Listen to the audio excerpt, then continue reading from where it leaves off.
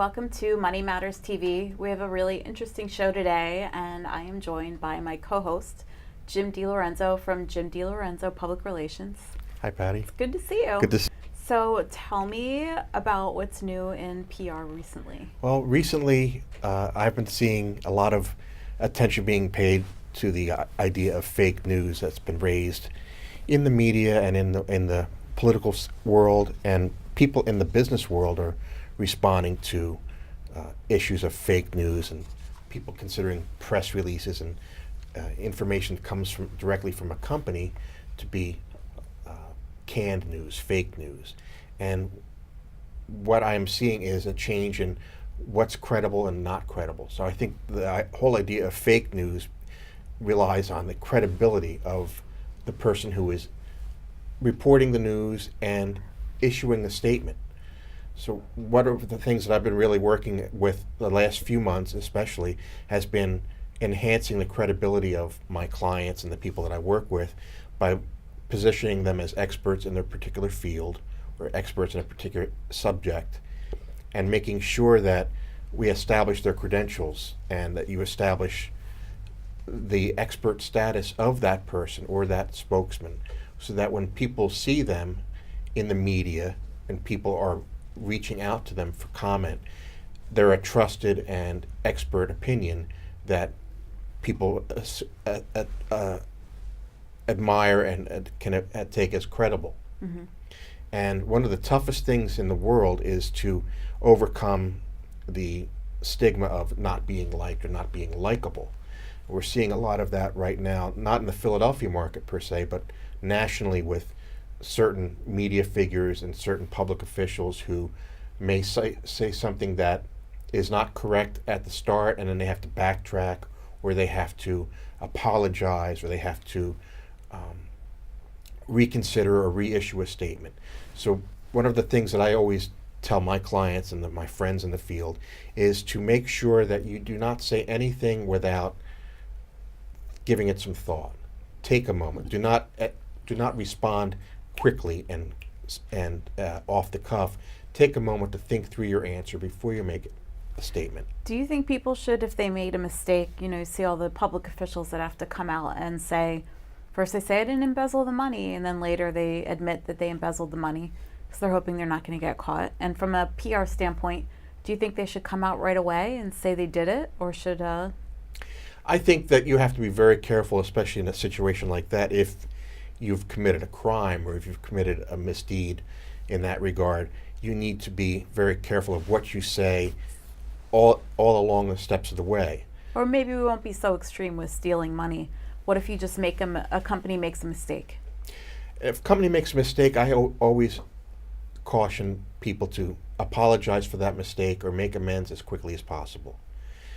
I always remember a situation many years ago where a house blew up in the Philadelphia suburbs, and there had been calls to the energy provider that there was a gas leak, and they did not respond in time, and that energy provider, within an hour of the explosion, came on the local news and admitted that they had made a mistake, that they were going to they were apologizing to anybody that was involved in the explosion, and that they were going to make things right. And you never heard about that story ever again. But they responded so quickly and so positively and so impactfully that any other issues that could have come from that went away. So do you help your clients draft what they're going to say? I like to draft statements in advance if possible. The other thing that we're seeing a lot of is social media mistakes, or CEOs or company officials make a mistake of making a personal comment or a political comment, and isn't that the entire the Twitterverse? Yeah. It seems like that's the entire Twitterverse, but if you do things in a well thought out way and not spur of the moment decision to type 140 characters and hit tweet, you have to really think about what you're going to say. If you're doing it for your business, it helps to craft your messages in advance. Mm-hmm. You have, say you have a schedule of you're going to attend a trade show, or you're going to be attending a function. You want to promote your appearance at that trade show. Well, if you know you're going to that trade show and you know that you're going to have a booth there, Why don't you write your tweets out in advance, like 2 weeks before the event, so that you know day one we're going to send these 3 tweets out, or day 2 we're going to send these 3 tweets out, instead of just ad hoc, ad-libbing on the spot. Here we are at the trade show, and run the risk of making a mistake or You a know, spelling error. I'll tell you, a few years ago, I don't know if you remember when the Super Bowl, when the lights went out. Yes. So I ran social media for one of my clients that makes flashlights. And I ran out to my car because my phone was in the car. I sat in the car. I was sober. I was not drinking. And I tweeted and I went on Facebook and posted something. And I just was so excited to get it out there before any of their competitors did anything. Sure. I hit post, and at that point, I realized that there were 2 typos in it. And they weren't Major typos. major, but they're typos in a national brand's post. Correct. So then I'm freaking out, and I'm trying to delete it from my phone. And back then, the Facebook Pages manager, you couldn't delete anything from your phone, and you definitely could not edit your post a few years ago. Right. So then I'm texting one of my coworkers, "Are you home? Are you home? I made a mistake. I can't get rid of it." And she couldn't do it. She was just laughing. She's like, "I'm out. I can't do anything." And then by the time I drove back into the city and went to my office to fix it, people were like, "Oh, looks like someone had too much to drink." And I was like, And your enthusiasm got caught up with you, but it wasn't a major mistake. Like earlier today, I saw a nationally known columnist tweet a reproduction of a press release sent out by the FCC announcing the new PR person for the FCC, and he was pointing out, boy, she made a mistake right off the start, and he was claiming that the person misspelled the FCC chairman's name, and he had to pull that tweet down within 5 minutes because she did not misspell the FCC chairman's name. It was spelled correctly, but it was an unusual spelling of that person's name. So he automatically assumed that she was wrong, sent out a tweet, and had to take that tweet down and apologize to everybody 5 minutes later. So it pays to stop and think first. And that's check your sources. Check your sources. Check your information. That's why things get caught up with fake news. People in the heat of the moment send out something and then don't think about what they just sent out, and then have to retract it or take it back. Or they publish it because it's better for ratings. They publish it for it's better for ratings. Yeah, I think if you can get more visits by posting something like that and get more views, and that's one way to do it, but you certainly wouldn't be considered a credible source in the future. I have not seen it until just recently, and I know that Facebook was controlling fake news, and they were allegedly putting something on there that says this is fake news. And I'd never seen it myself, and I finally saw it for the first time, where the post was there, and right underneath it was a caption that said this is an unverified source. That's interesting because I haven't seen that yet, but I think I'm more skeptical of news sources, and the people that I follow on Twitter or the people that I follow on Facebook are pretty much friends of mine or acquaintances of mine that I've had some interaction with. So I might not see what somebody else in the media is posting that may be fake news. What's so sad is that once somebody publishes it and talks about it, it becomes the news. Correct. Not It controls the cycle for the next 24 hours in some cases. Yeah, or longer. That's correct. Depends if there's nothing else exciting to talk about, right? Until we have a hurricane or an earthquake that takes everything off the air for a couple days except those stories. Yeah. All right, so I have a question for you from the audience. This is from Roberta Martin in Philadelphia. What are some reasonable PR ideas that I could do for my business? And that's maybe a little too broad. Lots of different businesses, different solutions. There's a lot of different solutions, Roberta, but that's a good question because especially if you're just starting a business or you're just starting a product or a service, you want to get the attention for it yourself as quickly as you can. Even though we talked earlier about the misfalls and missteps in Twitter and Facebook, if you can craft yourself a very compelling message and a very factual and good message about your business or about your product and services, Facebook and Twitter are free. They're a great way to get the word out and draw people to your site or draw people to your business. Another great first step you might want to take is crafting a message. before you even take to Twitter or take to Facebook. Craft your message. Write out what you want to say. What do you want people to know about you? Write it out longhand if you have to. But take it and look at it. Consider what you want to say. Get that message straight. Is there something in there that you can boil down to 140 characters? Is there something that you can get in that out of 30 seconds worth of telling somebody in your elevator pitch, this is what I do, this is why it's important, this is why you should hire me, this is why you should do business with me? If you can come up with something that's 30 seconds in length that you can tell someone right off the start as you're introducing yourself to them, if you can come up with 140 characters that can succinctly position your company or your business and what you do, if you can come up with that message off the bat, that's the way you can take yourself forward and move on to the next steps in public relations and getting your message out there. That's really good advice. I have some new clients that are launching brand new businesses, and I'm just trying to see if there's anything I'm missing. And it really helps to get that message straight. That a lot of people think that their business is the only business in town. And 99% of the time, we're competing with everybody. So how do you differentiate yourself? How do you communicate that message that you're different, that you're better, that you're bigger, better, the newest, the greatest? Taking the time to write it out for yourself and maybe share it with your friends. Share it with your not your work friends, but your personal friends. See if it makes sense to them. A lot of times when I'm writing something and I'm not sure if I'm communicating the message correctly, I go to my wife and I say, do you understand this? And if she can understand it, maybe it's not the lowest common denominator, but it's in the ballpark where somebody who's a layman can say, oh yes, I understand this. Then you can go forward with that and be confident in your story.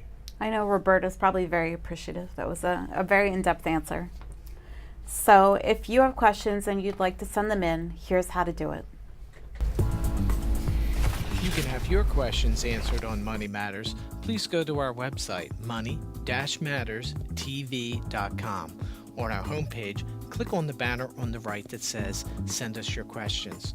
While you're on our website, you can find information about our host and guests, as well as show notes and links about this show and past shows.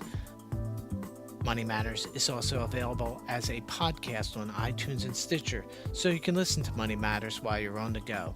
That website address, again, is money, M-O-N-E-Y, -matters, M-A-T-T-E-R-S, TV.com. Our guest, probably more than you are. His name is Bill Borton from W.R. Borton and Associates, and we're going to talk about retirement and long-term planning. Thank you, Patty. Yeah. Pleasure. Thanks for having me on the show. Yeah. Jim, pleasure to meet you. Bill, same Yes. here. So tell us about your business. Well, I spent half my career in the insurance business in the employee benefits space, and after the downturn in the economy and then the inevitability of Obamacare, I determined that I didn't really want to do that anymore. And so I took a look at my age, my contemporaries, my designations, the emerging trends that I was seeing. And so I decided that I was going to start focusing on long-term care planning and insurance and focus on high net worth baby boomers. Over the ensuing years, and this was 6 years ago that I started my practice, over the ensuing years, a lot of the advisors, the accountants and the attorneys and the financial advisors that refer their clients to me started asking for help with other things because the fee-only advisors, the CPAs that are the trusted advisors to their clients, didn't understand Medicare. They didn't understand long-term care. They didn't understand how annuities work and things like that. And so as I developed that know, like, and trust that I like to talk about with them, they started looking for more things from me. And so ultimately my business has morphed into what I recall retirement risk management. What are some of the cases that you've encountered over the last couple of years as you've gotten your business started? What are some of the questions that people most frequently ask you about?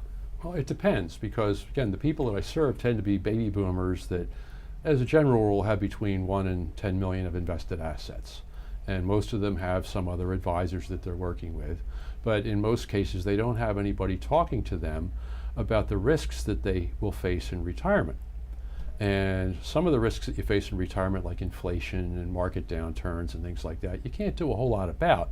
But there are risks that you can manage, like healthcare costs, long-term care costs, some of the risks about running out of money because you live longer than your assets. And there are ways that you can manage around these risks. But most of the advisors that help people grow their money during their accumulation years don't really know too much about decumulation or about giving the money back for income in retirement.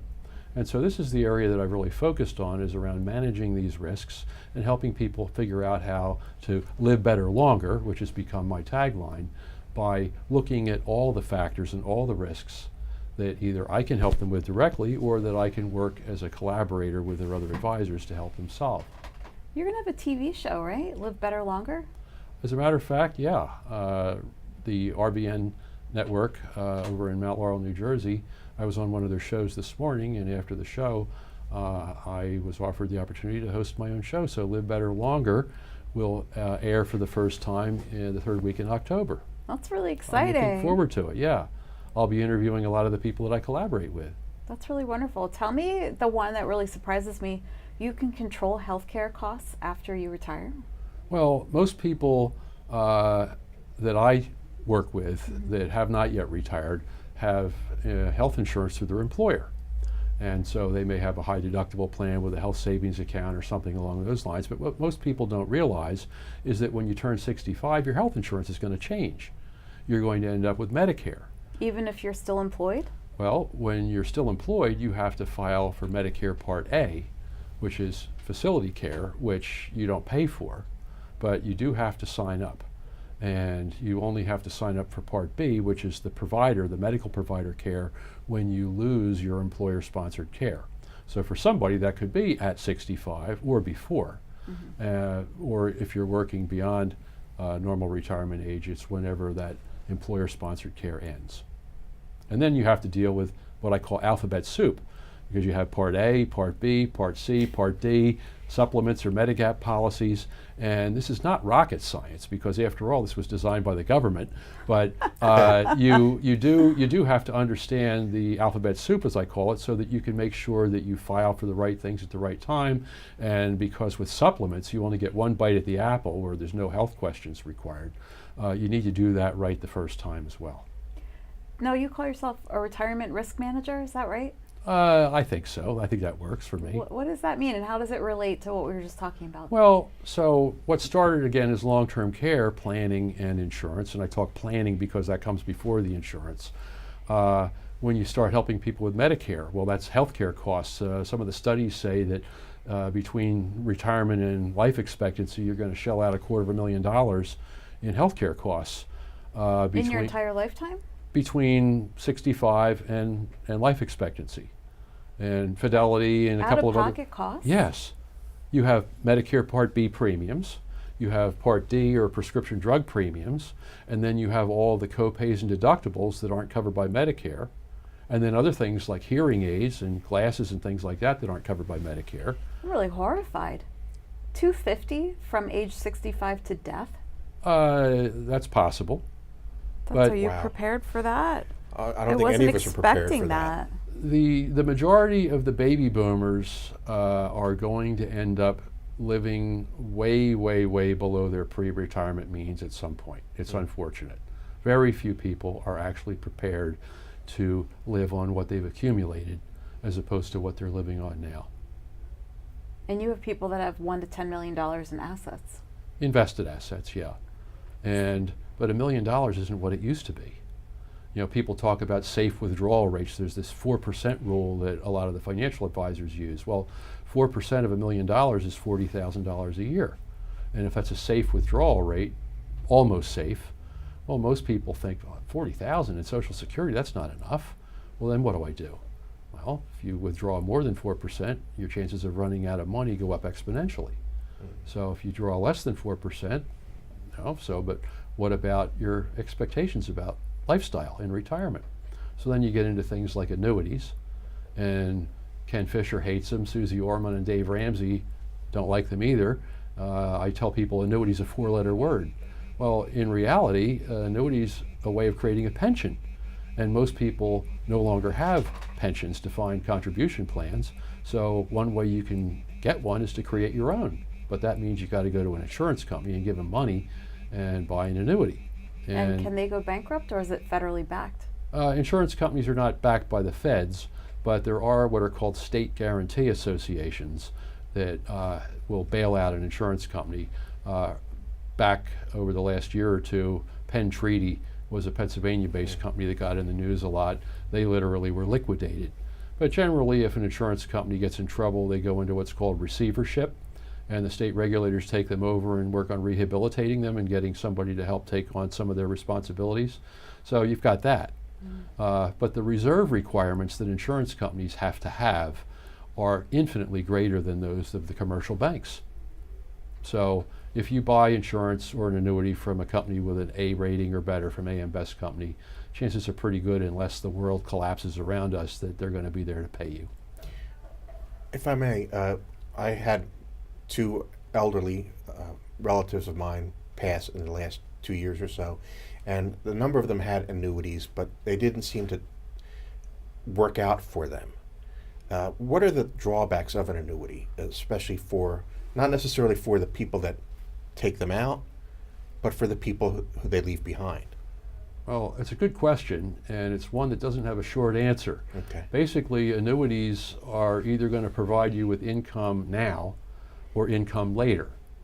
And a lot of the bad news about annuities are people who are sold annuities where they're not buying them for income now, they're buying them for income later. Yes. And they're being sold as a crash-proof retirement investment. And the upside is aggrandized and the downside is talked about as well. But really what an annuity is it's a product that has the opportunity to receive income payments for life no matter how long you live. And so if you have longevity in your family and you're healthy, then chances are you're going to want to buy an annuity because you're going to end up beating the insurance company. If you're unhealthy and you are not likely to live beyond life expectancy, well then buying an annuity is probably not a real good idea. What is life expectancy these days? Well, it depends. For a 65-year-old male, life expectancy is around 85, give or take. But every year that you live beyond 65, your life expectancy keeps going further and further because people keep dropping off along the way. There's a website called livingto100.com, which was created by a doctor a number of years ago. When I first did it, when I first started my business 6 years ago, I put in all of my information and it came up that I was going to live to age 99.